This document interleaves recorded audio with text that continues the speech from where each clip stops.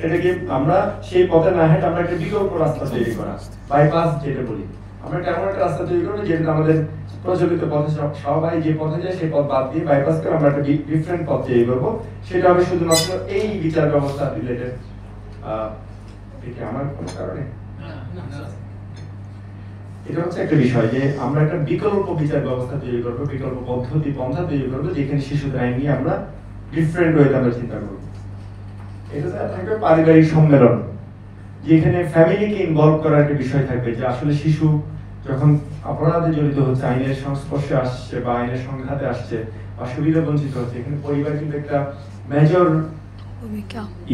যে কেন আমাদের এই শিশুগুলো কেন অপরাধে জড়িত হচ্ছে, কেন তারা কি ধরনের সমস্যা হচ্ছে, এগুলা এই জন্য এখানে একটা পারিবারিক সম্মেলন। যে আমরা যে এই আইনটার বেসিক যে জিনিসটা আপনারা ইতিমধ্যে হয়তো জেনেছেন, যে আমরা পানিশমেন্টের চেয়ে আমরা রিহেবিলিটেশনকে, রিইনফোর্সমেন্ট বা আমরা এটাকে কি বলি, পুনর্বাসন যেটা বলে, ঠিক আছে, রিইনফোর্সমেন্ট, তো তাদেরকে আমরা এখানে যে কিভাবে এই ছেলেটাকে, এই শিশুটাকে আমরা আমাদের সমাজের মধ্যে পুনর্বাসিত করতে পারি, সবার সাথে সে থাকতে পারে, নিজের ভিতরে যে গ্লানিটা না থাকে যে আমি একটা অপরাধী, এই চিন্তা। আমাদের সমাজে কি হয়, একটা কেউ যদি অপরাধ করে হেঁটে যাওয়ার সময় সবাই বলে আর ওর সাথে মিশিস না, এরকম, এই খারাপ, ওই দুষ্টু, এই যে একটা সাইকোলজিক্যাল এর মধ্যে যাচ্ছে, এটা থেকে কিভাবে তাকে মুক্ত করে আমরা প্রচলিত সমাজের যে আমরা মেইন স্ট্রিমের সাথে, আমাদের সমাজের যে একদম মূল স্রোতধারার সাথে আমরা সম্পৃক্ত করতে পারি, এই জন্য শাস্তি না দিয়ে আমরা তাকে কিভাবে পুনর্বাসন করতে পারি এটাকে এমফাসাইজ করা হয়েছে। কেন তাকে আমরা জেলে দিব না, কারণ জেলে দিলে সেখানে আর বড় বড় অপরাধীদের সাথে মিশে আর বড় অপরাধের সাথে জড়িত হতে পারে, তার বিশাল জীবন এখানে পড়ে আছে সামনে দিকে, ঠিক আছে। এই চিন্তাগুলো কিন্তু আমাদের যারা ল মেকার, যারা এই চিন্তাগুলো করছে, তাদের মাথায় স্ট্রাইক করেছে। তারপর বলছে বিরোধ মীমাংসা। এই যে ডিসপিউটটা কেন হলো, কেন এই শিশু অপরাধের সাথে জড়িত হলো, এটার আর বেসটা কি, এই জিনিসটা নিয়ে আমরা কাজ করতে পারি শিশু আইন বিচার ব্যবস্থার সাথে। এখানে বিরোধ মীমাংসার জন্য বিষয় আছে, আমাদের প্রচলিত ফৌজদারি বিচার ব্যবস্থা কিন্তু এই জিনিসটা নেই। তারপর হচ্ছে প্রবেশন কর্মকর্তা। এখন কিন্তু আমরা আমাদের প্রচলিত ফৌজদারি আইনে কিন্তু বিচার ব্যবস্থা কিন্তু প্রবেশনের একটা খুব একটা চালু হয়েছে, যেটা খুব রিসেন্ট টাইমে, হয়তো 2-3 বছরের মধ্যে এটা হয়েছে। কিন্তু তো আমাদের শিশু বিচার ব্যবস্থা কিন্তু শুরু থেকে কিন্তু এই প্রবেশনটাকে কি একদম আইনে দেওয়া হয়েছে, এবং অনেকটা বলা যায় যে এই প্রবেশন করতে গিয়ে আমাদের বিচারকদের মধ্যে বা আমাদের চিন্তার মধ্যে যে প্রবেশনটাকে কিভাবে আমরা আমাদের মেইন স্ট্রিমের ফৌজদারি বিচার ব্যবস্থা আমরা ইনকর্পোরেট করতে পারি, সেই চিন্তাটা আমাদের মধ্যে আসছে, আমাদের আইনজীবীদের মধ্যে আসছে। এখন আমরা কিন্তু ইউজ টু হয়ে যাচ্ছি, ঠিক আছে।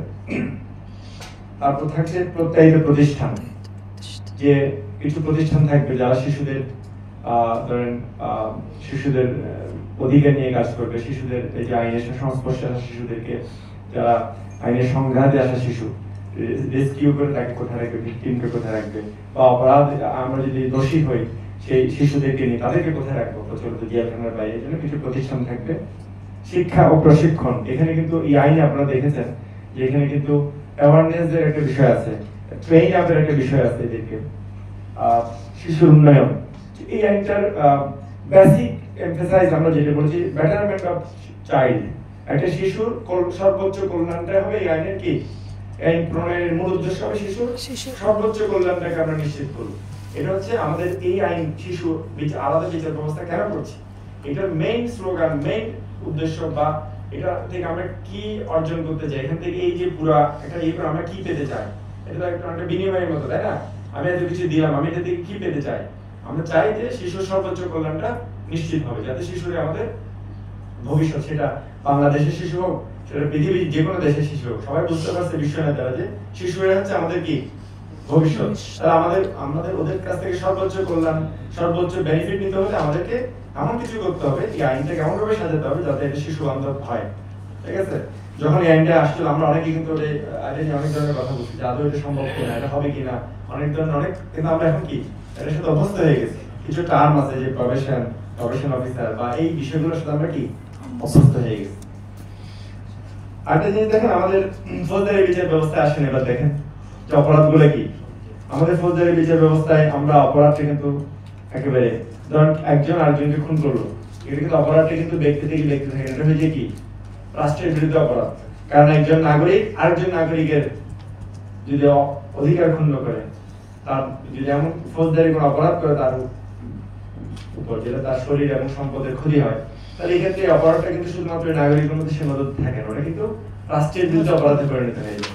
ঠিক আছে, যে কথা বলছে একজন নাগরিক, একজন যদি নাগরিকের ইয়ে করে, বলা যায় যে সে সমগ্র নাগরিককে কি আহত করছে। একজন নাগরিক হিসেবে আমি অফেন্ডেড ফিল করছি যে আমার আরেকজন নাগরিককে অন্যায়ভাবে কি তার প্রতি অপরাধমূলক কর্মকাণ্ড সংঘটিত হয়েছে। এই ধরনের আছে ফৌজদারি অপরাধ, যে ক্রিমিনাল অফেন্স কি, আমরা এটা ওই ব্যাখ্যাগুলোতে যাব না, আপনারা একটু দেখেন যেখানে বলছে রাষ্ট্রের বিরুদ্ধে অপরাধ, মুদ্রা এবং সরকারি নথির বিরুদ্ধে অপরাধ, যে আমরা ফৌজদারির কথা বলছি, জাল নোট তৈরির কথা বলছি, ব্যক্তির বিরুদ্ধে অপরাধ, সম্পত্তির বিরুদ্ধে অপরাধ, স্বাধীনতা এবং নৈতিকতার বিরুদ্ধে অপরাধ, মাদকদ্রব্য জড়িত বিশেষ অপরাধ, অস্ত্র, গোলাবারুদ আপনারা দেখেছেন এগুলো আছে, চোরাচালান, নারী শিশু, এরকম মিলিয়ে যত ধরনের ফৌজদারি অপরাধ আছে, ক্রিমিনাল অফেন্স আছে, এগুলো হচ্ছে আমাদের প্রচলিত ফৌজদারি বিচার ব্যবস্থায়। এই সব কিছুকে কিন্তু কি এগুলাকে কভার করার মতো আমাদের এক ফৌজদারি বিচার ব্যবস্থা কি যথেষ্ট। আমাদের এর পাশাপাশি আমরা কিছু বিশেষ আইন করেছি, সে আইনে আমরা বিশেষ কিছু প্রভিশন রেখেছি, যে ধরুন মাদক আইন করেছে, মাদক আইনের টার্গেট, যে আমরা মাদক আইন থেকে কি চাই, আমরা আউটপুট কিছু আমাদের টার্গেট সেট করা আছে, এটা চলবে, এর বাইরে যা কিছু ওখানে নেয় তা প্রত্যেকে চলবে, ফৌজদারি বিচার ব্যবস্থাকে ফলো করবে। শিশু আইন, শিশু বিচার ব্যবস্থায় কিন্তু আমাদের ফৌজদারি যে প্রচলিত ফৌজদারি বিচার ব্যবস্থা এটা রিলেভেন্ট। এখানে আমরা দেখবেন বলা আছে যে একটা শাখা, একটা সেকশনে বলা আছে যে এই আইনে যে ধারাগুলো আছে, যে এগুলো আছে, এগুলোর প্রাধান্য লাভ করবে, পরবর্তীতে প্রসিডিউরাল অন্য কোনো বিষয়ের প্রয়োজন হলে ফৌজদারি বিচার ব্যবস্থা, ফৌজদারি কার্যবিধি এখানে কি হবে, প্রযোজ্য হবে। ঠিক আছে, তাহলে ফৌজদারি কার্যবিধি সব জায়গায় রিলেভেন্ট, বাট স্পেশাল আইনে কিছু স্পেশাল প্রভিশন থাকে, এগুলো সবসময় কি এটা প্রিভেল করবে। এরপরে যে জিনিসটা নিয়ে ধরেন এমন কিছু আসলো যেটা আইনে নাই, আমরা কিভাবে করব, আমাদের তখন ফিরে যেতে হবে কোনটা, আমাদের মাদার যেটা, সেটা হচ্ছে আমাদের দি কোড অফ ক্রিমিনাল প্রসিডিউর, সেখানে আমাদের ফিরে যেতে হবে। তাহলে আমরা একটা বুঝলাম যে আমরা জানলাম যে আমরা যে আইন নিয়ে কথা বলছি, আইনটা আসলে কম্পোনেন্ট কি, ফৌজদারি বিচার ব্যবস্থার কম্পোনেন্ট এবং শিশু বিচার ব্যবস্থার যে বলছে এটা বেসিক উপাদানটা কি। এখন ধরেন আমরা যে বলেছি যে বেসিক শিশু বিচার ব্যবস্থা, ফৌজদারি বিচার ব্যবস্থা বেসিক আমরা যখন করেছি যে এই জিনিসগুলো থাকবে, এই জিনিসগুলো আমরা চাই, তাহলে এটার পাশাপাশি পারিপার্শ্বিক ভাবে আবার বাই প্রোডাক্ট হিসেবে বা বলতে পারেন, বা এটার সহকর্মী বা এটার অ্যাসিস্ট্যান্ট হিসেবে আমরা কি কি জিনিস থাকতে পারে দেখেন, কম্পেয়ার করে দেখেন। আমাদের শিশু বিচার ব্যবস্থা হবে একটা আনকনভেনশনাল বিষয়, আর আমাদের প্রচলিত বিচার ব্যবস্থা কি একটা কনভেনশনাল। আমাদের একটা নির্দিষ্ট ড্রেস কোড আছে, আমরা একটা নির্দিষ্ট এজলাস আছে, আমরা একটা প্রকাশ্য আদালতে বিচার করছি, আমাদের আইনজীবী আছে, আমাদের প্রসিডিউরের একটা যে আইন অপরাধ কিভাবে আমলে নেবে, অপরাধ কিভাবে চার্জ ফ্রেম করবে, কিভাবে সাক্ষী হবে, এটা একটা প্রসিডিউর করা আছে, এটা একটা আনুষ্ঠানিকতা, এটা কি রিচুয়াল, আমরা যে নামাজ পড়ছি এটা কিন্তু একটা আনুষ্ঠানিকতা আছে। ঠিক আছে, আর আপনি দোয়া করেন সেটা কিন্তু আনুষ্ঠানিক, যখন যে কোনো জায়গায় আপনি কিন্তু এটা করতে পারেন। তাহলে আনুষ্ঠানিক জিনিস আর অনানুষ্ঠানিক জিনিসের মধ্যে একটা কিন্তু বেসিক পার্থক্য আছে। আমরা আমাদের যারা ল মেকার তাদের মাথায় ছিল যে আমরা শিশু বিচার ব্যবস্থাটাকে আমরা একটা আনকনভেনশনাল রাখবো, যাতে গেলে বোঝা না যায় যে এখানে এমন কিছু হচ্ছে যে বিচার হচ্ছে, সালিশ হচ্ছে, এখানে শাস্তি হবে, এরকম একটা চিন্তা যাতে কারো মাথার মধ্যে না আসে। আইনজীবীরা কিন্তু ওখানে কিন্তু আপনাদের এই পোশাকগুলো থাকছে না, যারা জাজ তারও কিন্তু এরকম একেবারে সে আলখাল্লা করে কালো পোশাক পরে এরকম একটা ভীতিকর অবস্থা এখানে বিরাজ করছে। পরিবেশটাই থাকছে কি হোমলি একটা এনভায়রনমেন্ট। তাহলে আমরা এটাকে বলতে পারি প্রচলিত, বলতে পারি কিনা? এটা হচ্ছে একটা যে আমরা যে প্রচলিত ব্যবস্থা আছে বাইরে কি আমরা একটা ডিফারেন্ট একটা অপ্রচলিত একটা ইনফর্মাল একটা আমরা পদ্ধতিকে আমরা এখানে আনলাম। এটা হচ্ছে শিশু বিচার ব্যবস্থার মূল বিষয়। আরেকটা জিনিস হচ্ছে এটা হচ্ছে শিশু বান্ধব, এটা হচ্ছে ফ্লেক্সিবল, ভেরি মাচ ফ্লেক্সিবল, যে কিভাবে অ্যাকোমোডেট করা যায়, কিভাবে এটা কি করা যায়, যে আমরা একটু ধৈর্য ধরে কথা বলি, এই করি সেই করি। আর প্রচলিত বিচার ব্যবস্থা কিরকম, খুবই অনমনীয়, আইনের বাইরে যাওয়ার কোনো সুযোগ নেই। বলছে যে 1000 খুন করুক কিন্তু একজন নির্দোষ যাতে জেলে না যায়, কথা বলে না, কিন্তু আসলে এটা হয়। আমাদের ফৌজদারি বিচার ব্যবস্থা খুবই কঠোর, আমরা আমাদের ধরে আনছি, রিমান্ড দিচ্ছি, জামিন দিচ্ছি না, ধারা দেখে জামিন দিচ্ছি না, কেন? আমরা অনমনীয় এই বিষয়ে, ঠিক আছে? কিন্তু শিশুর ক্ষেত্রে আসলে আমরা কিন্তু সবাই, আমাদের আইনজীবী বলেন, আমাদের সবাই বলেন, আমরা কিন্তু তখন আমরা কিন্তু নমনীয় হয়ে যাচ্ছি। আমরা তখন আইনের যে প্রচলিত চিন্তা, এটা কোন ধারা, কি জিনিস, এটা কিন্তু আমাদের মাথার মধ্যে তখন কি কাজ করে না। আমাদের মাথার মধ্যে কাজ করে কি, কিভাবে শিশুর জন্য চাইল্ড ফ্রেন্ডলি হবে, কিভাবে বিচার ব্যবস্থাটা শিশু বান্ধব হবে, এই জিনিসটা আমাদের চিন্তার মধ্যে থাকে। দেখেন যে আমাদের শিশুর যে বিচার প্রক্রিয়া হয় সেখানে তার মাতা পিতা বা তার অভিভাবক যে লিগ্যাল গার্ডিয়ান যে থাকে, এবং তাদের প্রেজেন্স এবং তাদের পার্টিসিপেশন দুইটাই কিন্তু থাকে। কিন্তু আমাদের প্রচলিত বিচার ব্যবস্থা এগুলো আছে, কেউ আসতে পারে, আসামি থাকবে, তার লয়ার থাকবে, আর বিচার চলবে। এখানে কি তার মা বাবা এসে বলতে পারবে না আমার ছেলে নিতে, বা এরকম বলতে পারবে?